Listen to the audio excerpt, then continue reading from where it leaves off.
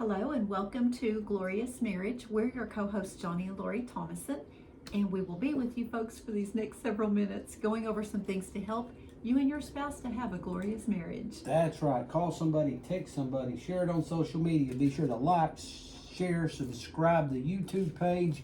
If you missed this program and you're hearing it on the radio, you can go to kingdomkeys.org. Go to the podcast page, get the audio, or you can go to the YouTube page. It's a Johnny Thomason YouTube page. And there you go. You can watch the video and all that good stuff. Good history there if you ever need to go back and give something a listen. Yeah, I got to get my Bible over here. Yeah, here we go. I should have laid it over here.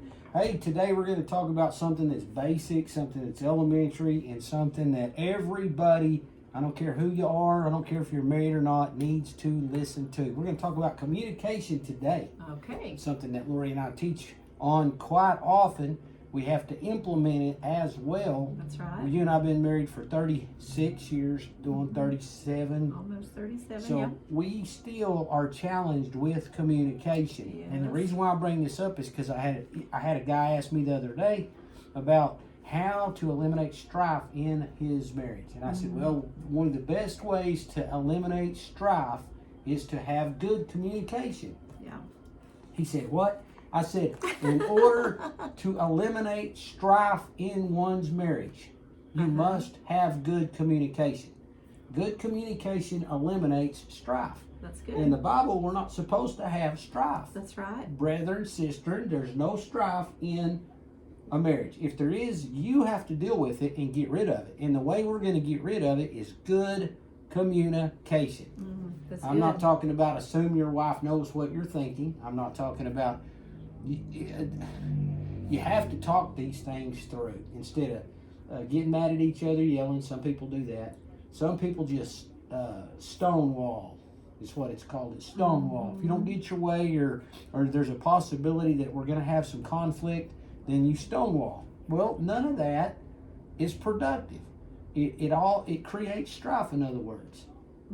And the Bible tells us to live in peace. That's right. At all costs. Where's that one scripture? I heard you teach on it. I heard Diana teach on it. It's that scripture in there that talks about that's what we have to do is live in peace. Yes. It's she'll find it As much as it's possible. As much as it's possible. Yes. With me. That's right. We must live in peace. Yes. Okay, and that's strife free. So right. let's talk about communications and some tips on communicating. The thing is this. I was going to say boys and girls, but now I'm not teaching youth. I'm teaching adults. Sorry about that. Sometimes we get Well, sometimes adults act like boys and girls. Yeah. But yeah. So what I have to do is we have to stop and we have to put the men and women on notice, husbands and wives on notice. Yeah. You have to give grace to your wife. You have to give grace to your husband. You have to show mercy. You have to first of all, put yourself in check. Reel yourself in. Right. And quit being selfish to start off with before you can even communicate good. So let's get down to some good communication. Yeah. So you communicate and you up front say, okay, we need to talk. We need to communicate. Instead of saying, let's talk or whatever, say, we need to communicate. And you communicate issues. If you are having an issue where you disagree, it is your duty, your due diligence to keep the peace and to communicate. You must express what you are wanting to express. The one that's being, the listener must keep your mouth shut and on purpose receive, I'm going to hear. I'm going to focus on what you're trying to tell me. Right. And I know this is kind of basic elementary stuff, but I need to hear this once in a while again. We've taught this, I don't know how many times, but it's not enough. We need to get it and get it and get it. We have to practice in order to become good at it. So you may be a good talker like Lori tells me, or I think I'm a good talker. But I have a little note here in my notebook that says that being a good talker is not the same as being a good communicator. Exactly. Now, I want to be heard as a husband. Wives, you want to be heard as a wife. Sure. So we Or both, just individuals. right, That's you want to be heard each at person. your job, Yeah. as a parent, Yeah. as whatever you want, as an employee, you want to be heard. Yeah. Now, that's what I'm talking about, putting men and women on notice. We both have a part to play. Yeah. That's what I'm trying to get to say. We both have a part to play in the communication process. Yeah. Well, that scripture that you referred to, Johnny, is Romans 12:18, and it says, if it is possible, as much as depends on you, and let's just personalize this, as much as it depends on me, live peaceably with all men. Yeah. So that means that I have a part to play. I can't go be throwing fuel on the fire and pushing buttons and all of that, because let's just be honest, after almost 37 years, I know what buttons to push. I know what would set you off, and vice versa. You would know the very same thing with me, but we don't intentionally go and push those buttons. be pushing buttons. But I will say this, that after a long time, after the years go by, and I grant you a ton of grace, you grant me a ton of grace, there's still times where we need to communicate. Yes. We need to talk through issues. Yes. Like I grant you grace, I grant you grace, I grant you grace. Okay, now I've granted you grace. Now you're going to hear me out, because we're going to talk about this. So we both have an action, a part to play in communication. Right. You can't run around, or I can't run around just telling you all the time and telling you and telling you and telling you, and you're not going to hear. Mm-hmm. So in a good communication, we both want to be heard, but we must be a listener. So when it's your turn to listen, you keep your mouth shut. You shut your mind down, and you focus on receiving what your what the talker's saying. Right. That's what you do as a and that's, if you're the one doing most of the talking, how are you going to listen? Remember that old saying you were in second grade when your teacher said you have one mouth and two ears, so you listen as much as you talk. Shut your mouth and listen. That's what the receiver. You listen twice as much as you talk. Okay, there you go. You listen twice as much as you talk. So we have to discipline ourselves in these conversations. Number one, to eliminate strife. I'm not going to get mad. I'm not going to be offended. I'm not going to think of what I'm going to say next. I am focused on what you are saying to me. I'm receiving. I want to hear what you're saying without judging, without upset, without strife. Eliminate all of that. It's called grace. It's called mercy. Yeah. Operate in grace. Operate in mercy. Keep your mouth shut and listen to what your spouse has to say. And I'm saying this to men and to women. Nobody's guiltier than the other. We both have a part to play. You both have. It's 100%. You're all in. Some people use a stupid fraction, 50-50. No, you're all in or you're not in. That's right. You're 100% in, so you're 100% going to shut up and listen. And you're going to be receiving. I'm going to receive. I want to hear your heart. Why? Because I love you. You're my gift from God.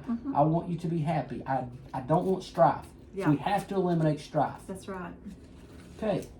So there we go. We're there. So you, as the communicator, lay out what you want to say. You tell them, and then the one that's listening receives that, and you, as the listener, can repeat what you just said. Okay? You have an open mind. You don't have an issue. You're not thinking about what I'm going to reply with. You're not doing anything but just listening.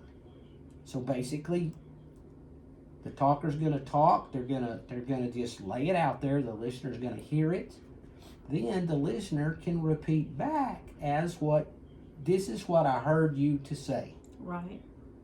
You understand what I'm saying? So, Lori's the talker. I'm listening. I hear everything. Then I say, babe, this is what I understand you to say. Right?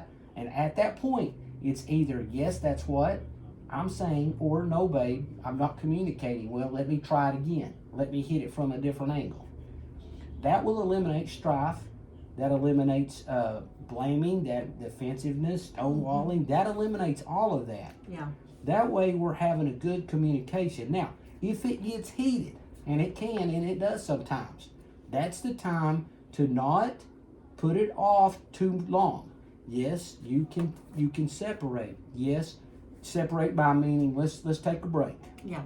take that, take a let's time out. take a time out. Let me Yeah. go take a little walk. Let me think. Let me go cool off and think about how to communicate.